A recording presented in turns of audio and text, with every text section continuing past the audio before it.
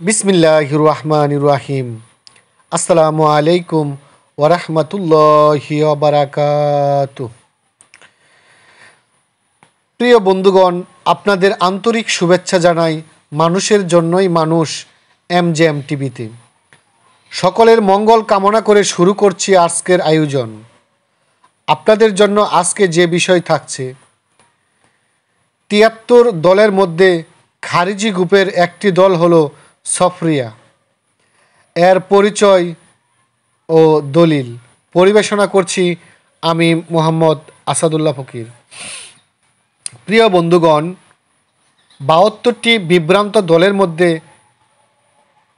বিভিন্ন গ্রুপে বিভক্ত। তন্মধ্যে একটি গ্রুপ হচ্ছে খারিজি গ্রুপ। এর মধ্যে বিগত 3টি ভিডিওতে আমরা 3টি পর্ব নিয়ে আলোচনা করিয়াছি, অর্থাৎ 3টি গ্রুপ বা দলকে নিয়ে আলোচনা করেছি। আজকের ৪র্থ নাম্বার যে দলটি নিয়ে আসলাম সেটি হচ্ছে সফরিয়া। সফরিয়া দলের উৎপত্তি এবং তাদের কার্যকলাপ আহলুল সুন্নাহ ওয়াল জামাতের আইম্মা একরাম কি বলেছেন সে বিষয়ে আপনাদের সামনে উপস্থাপন করব।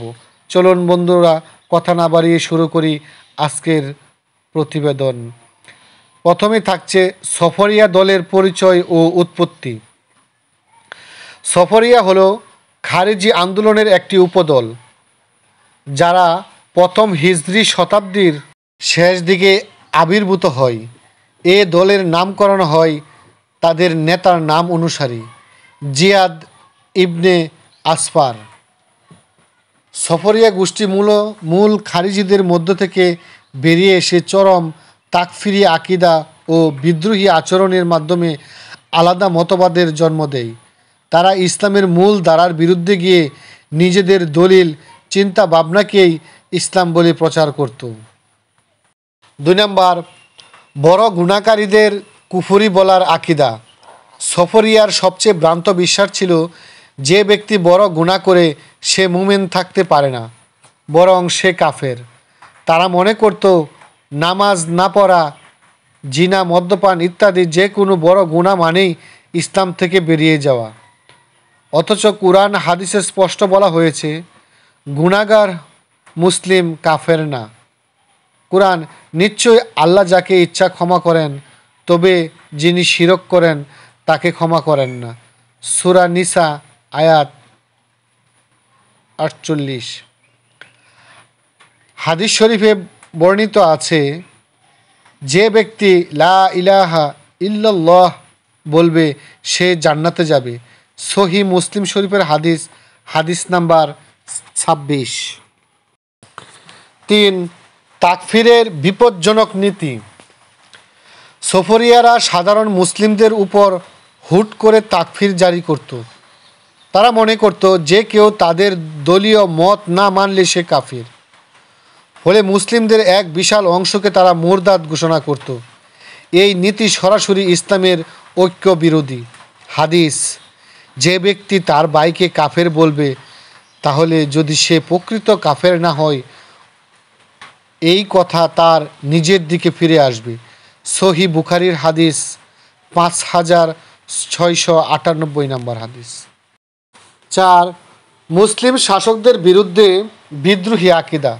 তারা বিশ্বাস করত যে শাসক কোনো অন্যায় করবে বা শরিয়া মেনে চলবে না, তার বিরুদ্ধে বিদ্রোহ করা ফরজ।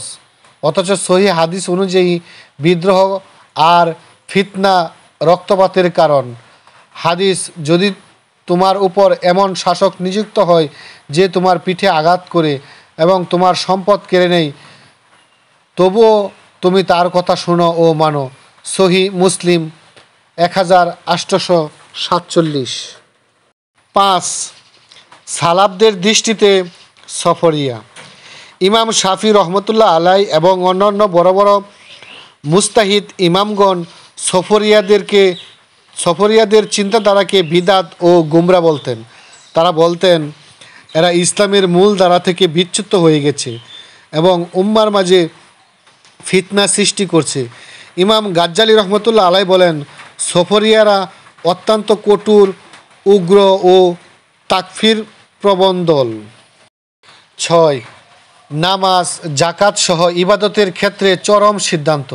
সফরিয়া মনে করত জাকাত না দেওয়াই মানে ইসলাম ত্যাগ। এমনকি নামাজে ভুল করলেও তারা মানুষকে কাফের বলতো।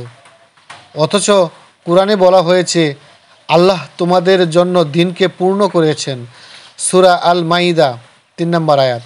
হাদিস, আমার উম্মতের কেউ যদি কিবলার দিকে নামাজ পড়ে তবে আমরা তাকে মুসলিম হিসাবে গণ্য করব। সহিহ বুখারী। 7. ইসলামের মধ্যপন্থা থেকে বিচ্যুতি। ইসলাম হলো মধ্যপন্থার ধর্ম, কিন্তু সফরিয়ারা চরম উগ্রতার পথে চলে গিয়েছিল। তারা নিজেদেরকে একমাত্র হকপন্থী মনে করত এবং যারা তাদের মত না মানত তাদের দুনিয়াতে হত্যা ও আখিরাতে জাহান্নাম যাওয়ার হুমকি দিত। কুরআন, এভাবে আমি তোমাদেরকে একটি মধ্যপন্থী জাতি করেছি। সূরা বাকারা 143 নম্বর আয়াত। 8. ইসলামের ঐতিহাসিক ক্ষতি ও রক্তপাত। সফরিয়ারা মুসলিম শাসকদের বিরুদ্ধে অস্ত্র ধরেছিল, যার ফলে মুসলিম সমাজে ভয়াবহ রক্তপাত, হত্যাকাণ্ড ও বিভক্তি ঘটে। তারা নিরীহ মুসলিমদেরও হত্যা করত। ইতিহাস সাক্ষ্য দেয় সফরিয়ারা বারংবার উম্মার ঐক্য বিনষ্ট করেছে। তারা ইসলামের আড়ালে রাজনৈতিক ও জঙ্গিবাদী চেতনা ছড়িয়েছে। 9. 73 দলের হাদিসে সফরিয়ার অবস্থান। রাসূল করিম সাল্লাল্লাহু আলাইহি সাল্লাম বলেন, আমার উম্মতের 73টি দল হবে, একমাত্র একটি দল ছাড়া বাকিরা জাহান্নামে যাবে। আবু দাউদ 4597। সালাফ তাবিন ইমামগণ বলেন, আহলুস সুন্নাহ ওয়াল জামাই হচ্ছে ওই নাজাতপ্রাপ্ত দল। খারিজি ও তাদের শাখা সফরিয়া এই হাদিসের অন্তর্ভুক্ত বিভ্রান্ত 72 দলের একটি। উপসংহার ও করণীয়। সফরিয়া দল একটি বিভ্রান্ত, উগ্র এবং ইসলামের মূল আকীদা ও আমল থেকে বিচ্যুত গোষ্ঠী। ইসলামের নাম নিয়ে তারা সমাজে তাকফির, বিদ্রোহ ও রক্তপাত চালিয়েছে। কুরআন, হাদিস এবং ইমামদের মত অনুযায়ী এ দলকে পরিত্যাগ করা ও তাদের চিন্তাধারা থেকে দূরে থাকা অপরিহার্য। মুসলিম উম্মার উচিত ইসলামের সঠিক জ্ঞান গ্রহণ করে এসব বিভ্রান্ত চিন্তাকে চিহ্নিত করে বর্জন করা। প্রিয় বন্ধুরা, মুসলমানের মধ্যে 73টি দলের মধ্যে একটি দল ব্যতীত বাকি 72টি জাহান্নামী দলের মধ্যে সফরিয়া অন্যতম একটি দল। প্রিয় বন্ধুরা, আজকের মতো এই ভিডিওটি এখানেই শেষ করলাম। ইনশাল্লাহ 73 দলের মধ্যে জাহান্নামী 72টি দলের মাঝে অন্য একটি দলের আকীদা ও বিশ্বাস নিয়ে আসবো আগামী পর্বে। সকলে ভালো থাকুন, সুস্থ থাকুন। ইসলামের জন্য ভিডিওটি শেয়ার করতে পারেন। আল্লাহ হাফেজ। আসসালামু আলাইকুম ওয়া রাহমাতুল্লাহি ওয়া বারাকাতুহু।